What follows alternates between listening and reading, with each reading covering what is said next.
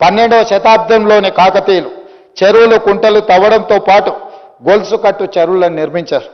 రామప్ప చెరువు, హన్మకొండలో పెద్ద చెరువు, పాకాల చెరువు ఒకటి కాదు రెండు కాదు, కాకతీయుల యుగంలోనే 30,000 చెరువులను, గొలుసు కట్టు చెరువులను నిర్మించి ఈ ప్రాంతాన్ని సస్యశ్యామలం చేసి ఈ ప్రాంతం వ్యవసాయ ఆధారితమైన ప్రాంతము, వ్యవసాయమే మన మనుగడ, మన జీవితం అని కాకతీయులు నిరూపించారు. 800 సంవత్సరాల క్రితం, 900 సంవత్సరాల క్రితం కట్టిన మీకు రామప్ప మందిరం నుంచి మొదలు పెడితే రామప్ప చెరువు, ఈరోజు హన్మకొండ పెద్ద చెరువు, ఇవన్నీ కూడా ఇప్పటికీ మనుగడలో ఉన్నాయి. మా సురేఖక్క గారు చెప్పాలి, లేకపోతే మా సీతక్క చెప్పాలి. ఎందుకంటే వాళ్ళ నియోజకవర్గాలల్లో ఈ ప్రాజెక్టులు ఇంకా మనుగడలో ఉన్నాయి.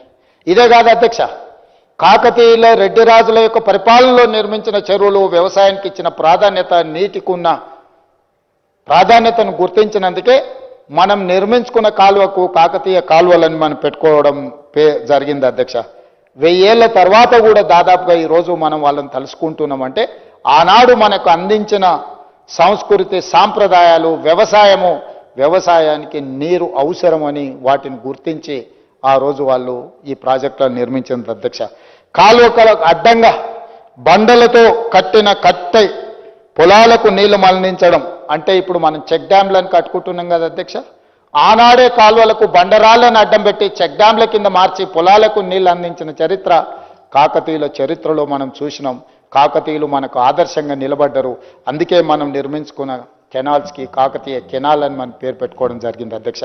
అంతెందుకు అధ్యక్ష, నిజాం సర్కార్, నిజాం ఏలిన సందర్భంలో 220 సంవత్సరాలు ఈ ప్రాంతాన్ని పరిపాలించిన నిజాము వ్యవసాయాన్ని, నీటి యొక్క ప్రాధాన్యతను గుర్తించి ఈ ప్రాంతంలో నిజాం కట్టిన ప్రాజెక్టులు ఈ రోజు కూడా 100 ఏళ్ల కింద, 120 ఏళ్ల కింద నిర్మించిన ప్రాజెక్టులు ఈనాడు కూడా మన రైతులకు సాగునీరు, మన ప్రజలకు తాగునీరు అందిస్తున్నాయి అధ్యక్ష.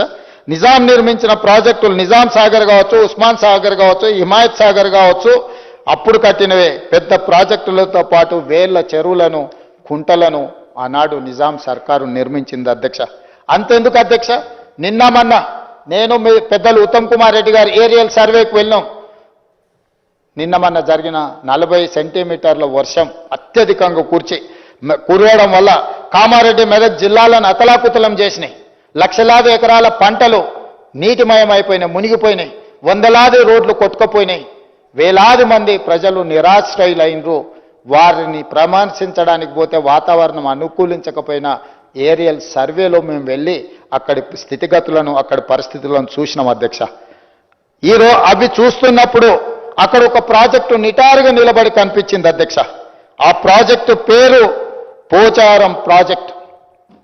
103 సంవత్సరాల క్రితము 26 లక్షల రూపాయలతో నిర్మించిన పోచారం ప్రాజెక్టు తెగిపోతుందేమో అని నిండి ప్రాజెక్టు మీద నుంచి నీళ్లు ఎల్లబారినా ఆ ప్రాజెక్టు ఈ కాలమాన పరిస్థితులకు నిలబడి దాని కింద ఉన్న 14 గ్రామాలు, వేలాది మంది ప్రజలను కాపాడడానికి 103 సంవత్సరాల క్రితం నిజాం నిర్మించిన పోచారం ప్రాజెక్టు ఇంకా బలంగా నిలబడ్డది అని అంటే నిర్మాణంలో ఆనాడు తీసుకున్న నిర్ణయాలు, నాణ్యత, వాటి నిర్మాణమే కాదు నిర్వహణ కూడా ఈరోజు చేపట్టడం వల్ల 103 సంవత్సరాల తర్వాత కూడా వేలాది మంది ప్రజల్ని కాపాడడానికి పోచారం ప్రాజెక్టు ఈరోజు మనకు తార్కణం అధ్యక్ష.